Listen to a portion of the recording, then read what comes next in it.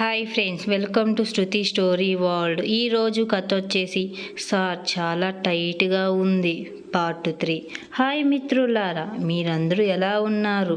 మీరందరూ బాగున్నారని నేను ఆశిస్తున్నాను.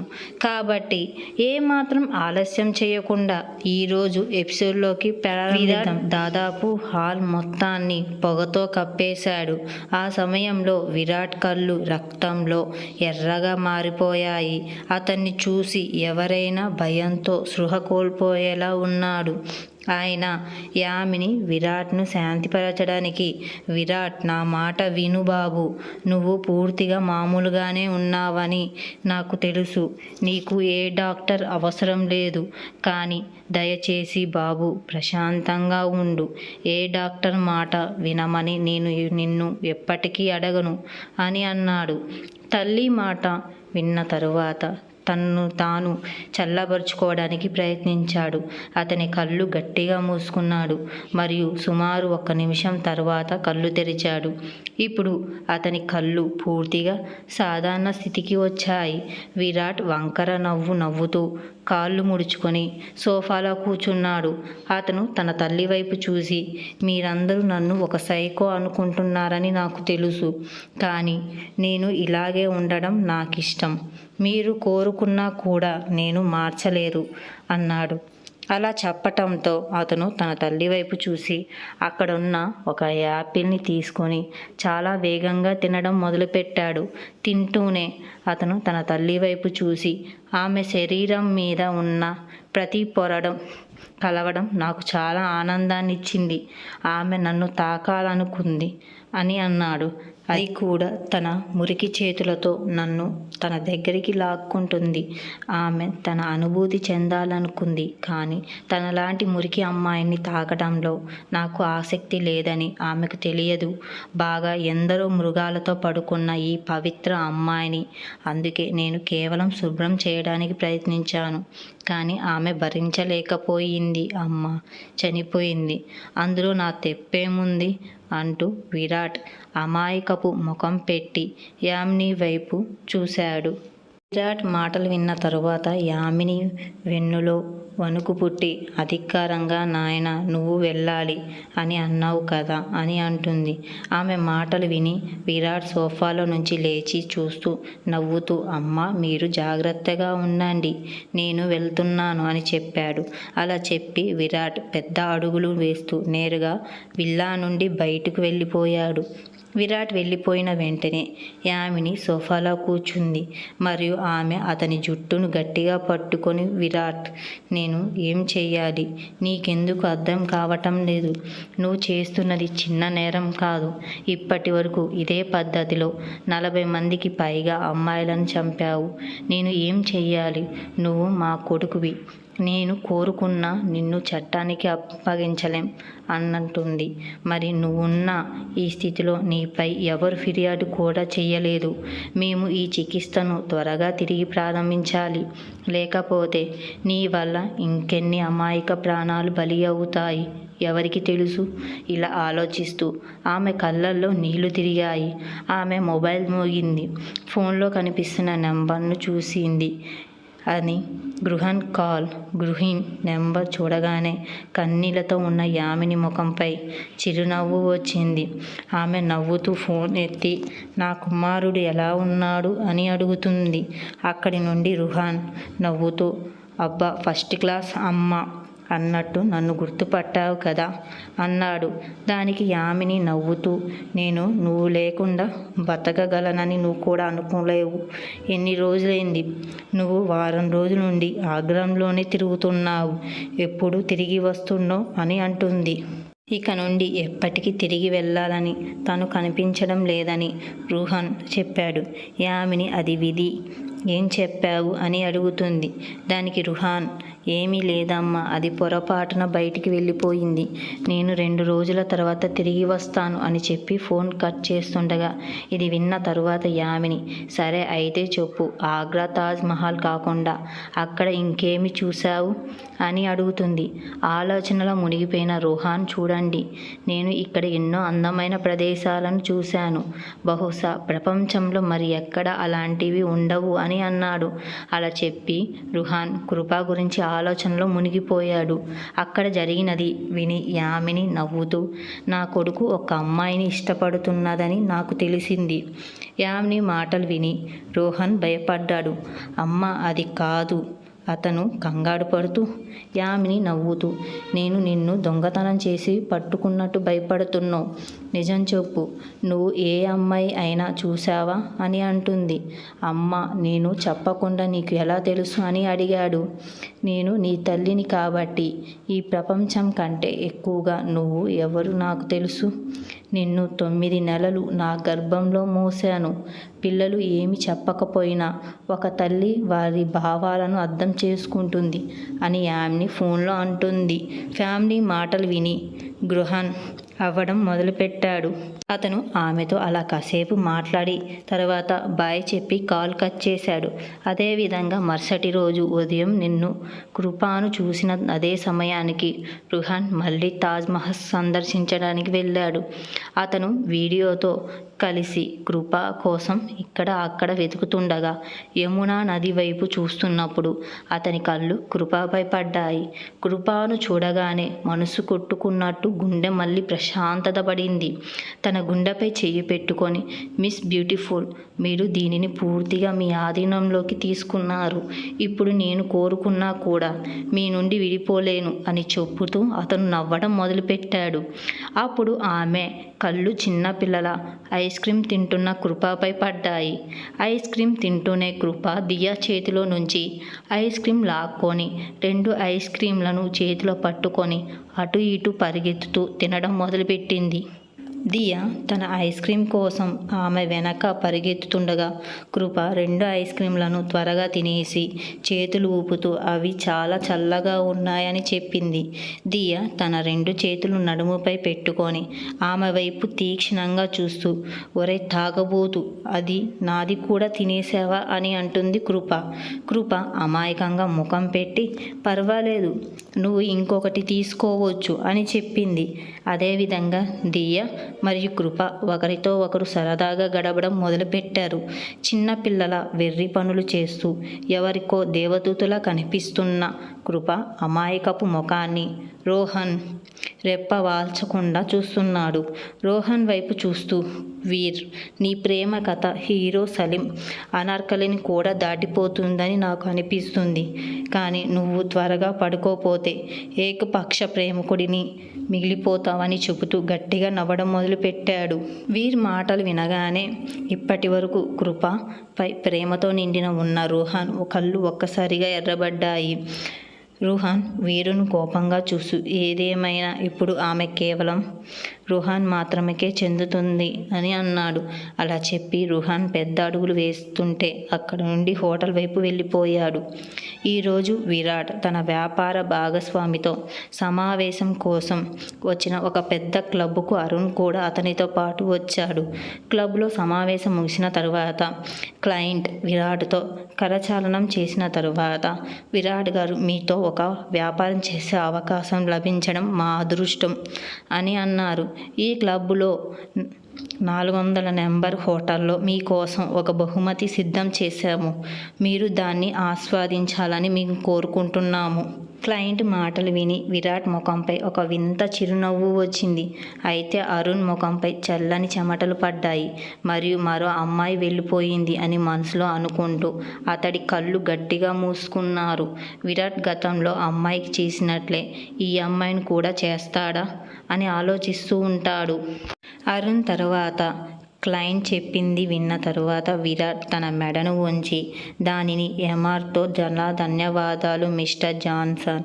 మీ బహుమతి నాకు చాలా తప్పకుండా నచ్చుతుందని ఆశిస్తున్నాను అని చెప్పి వారితో కలచలనం చేసి వారి చేతిలో ఉన్న కార్డును తన చేతిలో పెట్టుకొని 400 నెంబర్ గది ఉన్న 3వ అంతస్తుకు లిఫ్ట్లో నేరుగా వెళ్ళిపోయాడు.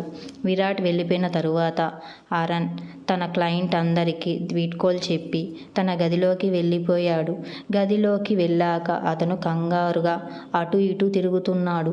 అతను వెంటనే తన మొబైల్ తీసి ఎవరికో ఫోన్ చేశాడు. ఆమె అక్కడి నుండి ఫోన్ తీయగానే కంగారుగా, మేడం బాస్, ఈరోజు మళ్ళీ ఎవరో ఒకరి పని పూర్తి చేయబోతున్నారు అని అంటుంది. అప్పుడు ఫోన్ అవతలి వైపు నుండి యామిని కంగారుగా, ఇది ఎలా జరిగింది? అతని దగ్గర అవడానికి ప్రయత్నించే అమ్మాయిలను అతనికి దూరంగా ఉంచమని నేను మీకు చెప్పాను కదా అని అంటుంది. అరుణ్ కంగారుగా గొంతుతో, నేనేమి చెయ్యలేదు, జరిగిందంతా కొత్త ప్లాన్ చేశారు. అతనే సార్కు బహుమతిగా ఒక అమ్మాయిని పంపారు. సార్ ఇప్పుడు ఆమె గదికి వెళ్ళారని చెప్పింది. ఆమెని ఒక దీర్ఘశ్వాస తీసుకొని అతన్ని అడ్డుకోవడానికి అనుసరించాలని చెప్పింది. అవతల నుండి మరో 10 మంది అమ్మాయిలు గది బయట ఉన్నారని అరుణ్ చెప్పాడు. ఈ విషయం ఎవరికి తెలియకూడదు అని, ఆ అమ్మాయి విషయంలో ఏం జరిగిందో నువ్వే చూసుకోవాలని యామిని గారు అన్నారు. ఎందుకంటే ఇప్పుడు మనం ఒక యూనిట్ నియంత్రించలేం. ఏ పని చేయాలో అది మనం ఉదయాన్నే చేయాలి. యామిని మాటలు కార్ని అంగీకరించి, సరే, ఈ విషయం ఎవరికి తెలియకుండా నేను జాగ్రత్త పడతానని చెప్పి ఫోన్ పెట్టేశాడు. గది నెంబర్ 400 గది తలుపు తెరవగానే లోపల వాతావరణం చూసి అతని మేడం మళ్ళీ వంగిపోయింది. ఒక వింత నవ్వుతూ ఈరోజు చాలా సరదాగా గడవబోతుందని చెప్పి అతను లోపలికి వెళ్ళిపోయాడు.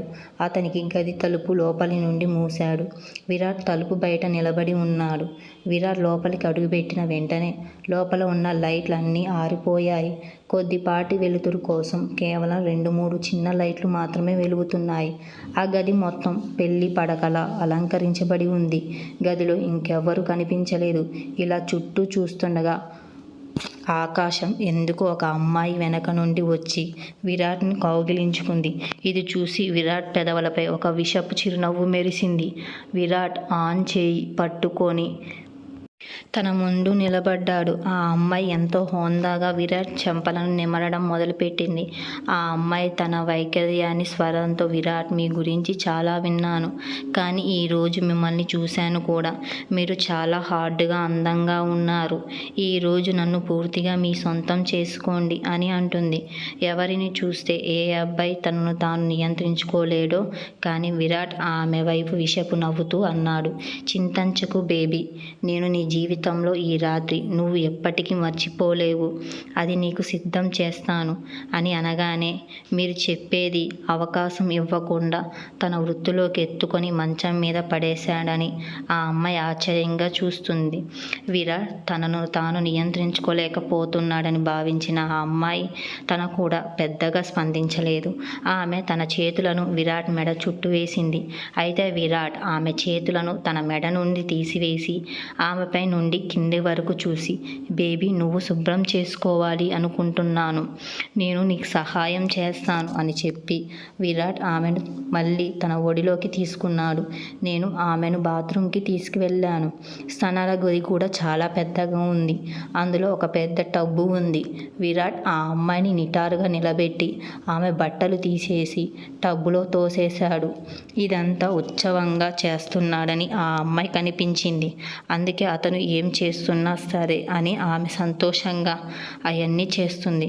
కానీ తనకు జరగబోయేది ఎంత ప్రమాదకరమో ఆమెకు తెలియదు. ఆ అమ్మాయి ఏదైనా ఆలోచించి లోపే, అర్థం చేసుకునే లోపే విరాట్ తన జేబులో నుంచి సంకెళ్ళు తీసి ఆ అమ్మాయి 2 చేతులను కట్టేశాడు. విరాట్ తనను ఆట పట్టించాలనుకుంటున్నాడేమో అని ఆమె అనిపించింది. నవ్వి, విరాట్, దయచేసి నన్ను వదిలేయండి, నేను వేడి చేరాలని తాకాలని ఉంది అని అంటుంది. విరాట్ ఆమెను పైనుండి కింద వరకు చూసి, విరాట్, తాగే ధైర్యం నీకు కూడా ఉందా అని అన్నాడు. విరాట్ మాటలు విన్న తరువాత ఆమె, నీ ఉద్దేశం ఏమిటి అని అడుగుతుంది. మీకు ఇది త్వరలోనే అర్థమవుతుంది విరాట్ చెప్పాడు. ఇలా చెబుతూ విరాట్ ఆ అమ్మాయిని డబ్బులో కూర్చోబెట్టి నీటి ఉష్ణోగ్రతను పరిమితికి మించి పెంచాడు. దాంతో ఆ అమ్మాయి శరీరం మండిపోతుండగా ఆమె ఏడుస్తూ విరాట్ గారు మీరు ఏం చేస్తున్నారు అని అడుగుతుంది. ఆ అమ్మాయి పరిస్థితి మరింతగా దిగజారుతుంది.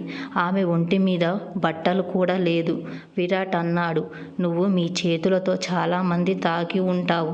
నీ అందమైన శరీరాన్ని చాలామంది మగవాళ్ళు తాకి ఉంటారు. నేను దీన్ని శుభ్రం చేయాలనుకుంటున్నాను అని చెప్పగా ఆ అమ్మాయి నీటిలో కొట్టుకుంటుంది. కానీ టబ్బు పెద్దదిగా ఉండడం వల్ల చేతులు సహాయం లేకుండా బయటికి రాలేకపోయింది. 2 చేతులు కట్టేసి ఉన్న విరాట్ నొప్పితో విలలాడుతున్న ఆమెను చూసి నవ్వుతున్నాడు. ఆమెను చూస్తుంటే ఆమె ఇదంతా చేసి ఆనందించినట్లు అనిపించింది. ఆ అమ్మాయి నన్ను వదిలేయండి దయచేసి అని వేడుకుంటుంది. అలా చెబుతూ ఆ అమ్మాయి ఏడవడం మొదలు పెడుతుంది. ఆ ఏడుపు విని విరాట్ ఎంత ముఖం పెట్టి ఇంకాస్త గట్టిగా అరువు, నీ అరుపులు వింటుంటే నాకు మనశ్శాంతి కలుగుతుంది అని చెబుతూ నీటి ఉష్ణోగ్రతను మార్చాడు. అది మరింత పెరిగి ఇప్పుడు నీరు దాదాపుగా మరుగుతుంది. మరియు ఆ నీటిలో ఆ అమ్మాయి శరీరం మొత్తం రక్తంలో ఎర్రగా మారిపోయింది. ఆమె పరిస్థితి అత్యంత విషమంగా తయారైంది. అంతగా రావడం, కేకలు వేయడం వల్ల ఆమె మాట్లాడలేకపోయింది. కానీ విరాట్కి ఇంకా తృప్తి కలగనట్లు అనిపించింది. విరాట్ ఆమె జుట్టు పట్టుకొని టబ్బులో నుంచి బయటికి లాగాడు. ఆ అమ్మాయి శబ్దంతో నేల మీద పడిపోయింది. ఆ అమ్మాయి కళ్ళు తెరిచేలోపే విరాట్ నీటి ఉష్ణోగ్రతను ఎంతగా పెంచాడంటే అప్పటికి ఆమె శరీరం పూర్తిగా కాలిపోయింది. ఏమీ మాట్లాడలేని స్థితిలో ఉంది. విరాట్ ఆమెపై చల్లటి నీళ్లు పోయగా ఆ అమ్మాయి గట్టిగా అరవడం మొదలుపెట్టింది. ఆమె అరుపులు చూసి విరాట్ పెదవులపై విషపు చిరునవ్వుతో ఈ మురికి చేతులతో నన్ను తాకాలనుకుంటున్నావా? కానీ ఇప్పుడు నువ్వు బ్రతకలేవు అన్నాడు. విరాట్ మాటలు విని ఆ అమ్మాయి గట్టిగా అరుస్తూ ఏడుస్తుంది. నన్ను వదిలేయండి, నన్ను వదిలేయండి, నేను ఏమీ చేయలేదని చెప్పింది. కానీ విరాట్ ఆమెపై జాలి చూపించాడు. కానీ అది ఒక భయంకరమైన నవ్వుతో దానికి సిద్ధంగా లేదు. అతను తన జోబులో నుంచి ఒక పెట్ట తీశాడు. ఆ పెట్ట చాలా చిన్నగా ఉంది. దానిలో తెల్లగా కనిపించే ఏదో ఉంది. విరాట్ దాన్ని బయటికి తీశాడు. ఆ అమ్మాయి మీద చల్లాడు. అది ఆమె శరీరం మీద పడగానే ఆమె గట్టిగా అరవడం మొదలుపెట్టింది. విరాట్ ఆమె ఒంటి మీద ఉప్పు చల్లాడు. ఆ అమ్మాయి చాలాసేపటి వరకు అరుస్తూనే ఉంది. మరియు విరాట్ ఆమెను హింసిస్తూనే ఉన్నాడు. చివరికి ఆమె విరాట్ హింసను భరించలేక బాత్రూంలో పడి శ్వాస విడిచింది. విరాట్ ఇంకా తృప్తి చెందక ఆ అమ్మాయిని కదిలించి ఏమైంది లే అని అన్నాడు. కానీ ఆ అమ్మాయి ఏమాత్రం కదలకపోయింది. చూసి విరాట్ ముఖం విచారంగా మారింది. అతను తన చేతుల్లో ఉన్న వస్తువులన్నిటిని విసిరేసి మళ్ళీ ఆ అమ్మాయి వైపు చూస్తూ నువ్వు కూడా నాతో ఆడుకోలేకపోయావు అని అన్నాడు. అలా చెబుతూ విరాట్ పెద్ద అడుగులు వేసి నేరుగా గదిలో నుంచి బయటికి వెళ్ళిపోయాడు. బయటికి రాగానే అతను తన రంగరక్షుడు చేరితో ఆమె పని చెప్పాడు. అలా చెప్పి అతను రూమ్లో నుంచి బయటికి వెళ్ళి తన కారులో కూర్చొని తన రూమ్కి వెళ్ళిపోయాడు. విరాట్ వెళ్ళిపోయిన వెంటనే అతని అనుచరులు లోపలికి వెళ్ళారు. అప్పుడు అతడు బాత్రూంలో ఆ అమ్మాయిని పరిస్థితిని చూసి వాళ్ళు ఆశ్చర్యంతో కళ్ళు బయటికి వచ్చేలా చేసుకున్నారు. ఒక అంగరక్షుడు నోటి మీద చేయి పెట్టుకుని నిజంగా బాస్ ఒక సైకో. ఈ అమ్మాయితో కలిసి అతనికి 42 మంది అమ్మాయిలు ఉన్నారని అన్నారు. బాడీగార్డ్ మాటలు విని రెండవ బాడీగార్డ్ నోటి మీద చేయి పెట్టుకొని చావాలనుకుంటున్నావా? బాస్ గురించి ఏం మాట్లాడుతున్నావు? ఇలా మాట్లాడేది ఎవరు? ఆయనకు ఈ విషయం చిన్నవమ్మ నువ్వు చెప్పినది మరుసటి రోజు మీ కొడుకుని ఎవరు చూడలేరు అని అన్నాడు. రెండవ బాడీగార్డ్ మాటలు విని మొదటి బాడీగార్డ్ నోరు మూసుకొని కంగారు పడడం మొదలుపెట్టారు. ఎవరికి తెలియదు కదా అని అన్నాడు. దానికి మిగతా బాడీగార్డ్ కంగారు పడకండి, దాన్ని ఇప్పటి నుండి జాగ్రత్తగా ఉండండి అని చెప్పాడు. విరాట్ గురించి తెలుసుకోవాలని ధైర్యం చేసే అమ్మాయి బ్రతికి ఉంటుందా లేదా? నెక్స్ట్ ఎపిసోడ్లో తెలుసుకుందాం. ఈ ఎపిసోడ్ మీకు ఎలా నచ్చిందో అలాగే కథ కూడా మీకు అందరికీ నచ్చిందో లేదో దయచేసి కామెంట్ బాక్స్లో నాకు తెలియజేయండి. ఇలాంటి మరిన్ని స్టోరీస్ కావాలంటే మన ఛానల్ని సబ్స్క్రైబ్ చేసుకోండి ఫ్రెండ్స్.